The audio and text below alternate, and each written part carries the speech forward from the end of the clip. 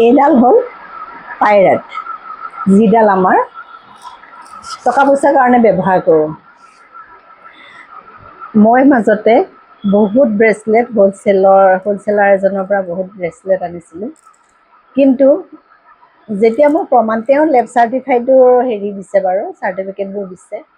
কিন্তু যেতিয়া মই নিজে যেতিয়া 6-7ডালমান খুলি প্ৰমাণ চালোঁ, তাত মাজত প্লাষ্টিক আৰু ৰেজিনছৰ বল দিছে। কাৰণ মই সেই ব্ৰেচলেটৰ সূতাবোৰ সিমান ষ্ট্ৰং নহয় বুলি মই নিজে এইবোৰ কাটি পেলাই তাৰ প্ৰত্যেকটো গুটিৰ ওজন কৰোঁ। কাৰণ যিহেতু ব্ৰেচলেটবোৰ শিলৰ হয় ন, ষ্টনৰ হয়, তাৰ ওজন থাকে। এইডাল ব্ৰেচলেটৰ ওজন আছে, প্ৰত্যেকডাল ব্ৰেচলেটৰে ওজন আছে। তেতিয়া মোৰ সন্দেহ হ'ল, ওজনবোৰ যেতিয়া মিলা নাই তেতিয়া সন্দেহ হ'ল। আৰু মই যেতিয়া মোৰ নিজৰ পৰীক্ষা, মই 3টা পৰীক্ষা কৰোঁ, কৈ নিদিওঁ বাৰু কেনেকৈ কৰোঁ। 3টা পৰীক্ষা, এটা পৰীক্ষাটো মোৰ নহয়, ফেক ওলাইছে গোটেইকেইটা পৰীক্ষাতে। সেইকাৰণে মই তেওঁক ব্ৰেচলেটখিনি ৰিটাৰ্ণ দিলোঁ। বেয়া পাইছে মোক, উপায় নাই। ফেক বস্তু এটাতো মই ল'ব নোৱাৰোঁ ন, ফেক বস্তু এটা মই কেলৈ ল'ম। তেওঁ মোক কম দামত দিছে, মই তেতিয়াও সন্দেহ হৈছে। যেতিয়া ভাল বস্তু এটা মানুহে কম দামত দিব নোৱাৰে। আপুনি যিকোনো এটা ভাল বস্তু কম দামত দিব নোৱাৰে, প্ৰথম কথা। ছেকেণ্ড কথা হ'ল, কেতিয়াবা আকৌ বেয়া বস্তু এটা বহুত দামতো দিয়ে, সেইটো এটাও কথা থাকে। কিন্তু সেইকাৰণে মই লেব চাৰ্টিফাইড হোৱাৰ পাছতো মোৰ প্ৰত্যেকডাল ব্ৰেচলেটেই, কিন্তু মোৰ যিহেতু ব্ৰেচলেট মই নিজে গাঁথনি কৰোঁ ন, প্ৰত্যেকডাল ব্ৰেচলেটেই কিন্তু আকৌ মই পৰীক্ষা কৰি চাম। যিহেতু মোৰ পৰীক্ষাত সফল নহ'লে, ফেক হিচাপে ওলাল, তেওঁক মই ৰিটাৰ্ণ দিলোঁ। আৰু আপোনালোকে য'ৰ পৰা ব্ৰেচলেট ল'ব, খুব সাৱধানেৰে ল'ব। আজিকালি অফলাইন অনলাইন বহুতত ব্ৰেচলেট দি থাকে। বহুতে দামতো দিয়ে, বহুতে কম দামতো দিয়ে, এইটো ডাঙৰ কথা নহয়। কিন্তু ব্ৰেচলেটৰ মাজত যেতিয়া ৰেজিনছৰ বল, প্লাষ্টিকৰ বল সোমাই থাকে, ধৰিব নোৱাৰে। যোনে নতুনকৈ ল'ব তেওঁ কেনেকৈ ধৰিব পাৰিব।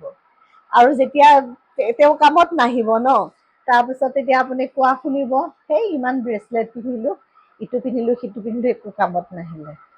আপুনি বা অৰিজিনেলি পিন্ধিছিল নে ফেক ব্ৰেচলেটেই পিন্ধিছিল, সেইটোতো ক'ব নোৱাৰি। কাৰ পৰা বাৰু লৈছিলে আপুনি, আৰু নিয়মমতে পিন্ধিছিল নে নাই, নিয়মমতে হিলিং দিছিল নে নাই। সেইকাৰণে গোটেইখিনি কথা চালি জাৰি ব্ৰেচলেট বা ষ্টন আপোনালোকে সংগ্ৰহ কৰিব আৰু পিন্ধিব। শুদ্ধিকৰণ ভালকৈ কৰি ল'ব। প্ৰথমতে অৰিজিনেল হয় নে নহয় সেইটো আপোনালোকে ভালকৈ জানি ল'ব। আৰু ছেকেণ্ড কথা হ'ল, ইয়াক শুদ্ধিকৰণ কৰি ল'ব। আৰু থাৰ্ড কথা হ'ল, আপুনি যি নিয়মত পিন্ধিব দিছে সেই নিয়ম কৰি পিন্ধিব।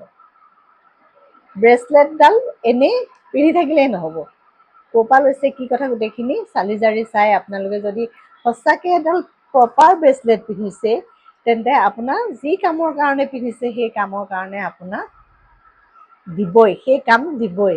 এইডাল মানি মেগনেট ব্ৰেচলেট। পাইৰেটে ধন আকৰ্ষিত কৰে। মোৰ পাইৰেট গোঁসাই ঘৰত হওক, বা অকণমান বেছি নাই, গোঁসাই ঘৰতে ৰাখিছিলোঁ একটুকুৰ। আৰু এতিয়া মই পাইৰেটৰ ব্ৰেচলেটবোৰ আনিছোঁ, মই নতুন হ'লচেলাৰ এজনৰ পৰা মই লৈছিলোঁ বস্তুটো। যেতিয়া মই ফেক নিচিনা গম পালোঁ, গোটেইখিনি পৰীক্ষা কৰাৰ পাছত যেতিয়া ফেক ওলাল, মই তেওঁক ৰিটাৰ্ণ দিলোঁ। তেনেকৈ মই মোৰ আগৰ যোনজন চেলাৰ, তেখেত বিশেষ কাৰণত মোক দিব পৰা নাছিল। এতিয়া আকৌ তেখেতৰ পৰাই মই সংগ্ৰহ কৰিছোঁ, তেখেতৰ তাত অৰ্ডাৰ দিছোঁ। বহুতখিনি আহি আছে আৰু বহুতখিনি অলৰেডি আহিছে। মানি মেগনেট পাইৰেটেই হওক, মানি মেগনেট ব্ৰেচলেটেই হওক, আপোনাৰ এইটো ৰাশি অনুসৰি পিন্ধিছিলোঁ, মিথুন ৰাশি। মোৰ ৰাশিটো মিথুন দেই, নামটো মামু হ'লেও মোৰ মানে জন্ম কৃষ্ণ আখৰত পৰে, মিথুন ৰাশি। আৰু গ্ৰীণ এভেঞ্জাৰ, তেনেকৈ প্ৰত্যেকটো ব্ৰেচলেটেই মই অৰ্ডাৰ দিছোঁ। মোৰ যোনজন আগৰ চেলাৰ আছিলে, তেওঁৰ লগত মই ডিল কৰিছোঁ। তেখেতে অৰিজিনেল বস্তু দিয়ে, তেখেতৰ নিজৰ মেনুফেকচাৰিং আছে, তেখেতে তাৰ পৰা দিয়ে।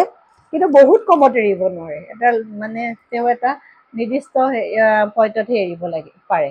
সেইকাৰণে কৈছোঁ, যেতিয়া আপুনি ব্ৰেচলেটডাল যাৰ পৰা কিনিব, যাৰ পৰা ল'ব, খুব নিৰ্ভৰযোগ্য জেগাৰ পৰা ল'ব, যাতে আপোনাৰ কিবা অসুবিধা হ'লে আপুনি ক'ব পাৰে, বা তেওঁৰ ওচৰত আপুনি বস্তুটো ক'বহি পাৰে যে মই এইটো কাৰণে পিন্ধিছিলোঁ, এইটো মোক কিয় কামত দিয়া নাই, বা এইটো কি হৈছে। আপুনি তেওঁৰ পৰা পৰামৰ্শ ল'ব পাৰে যেন আৰু আপুনি যে ক'ব পাৰে, সেইকাৰণে কৈছোঁ।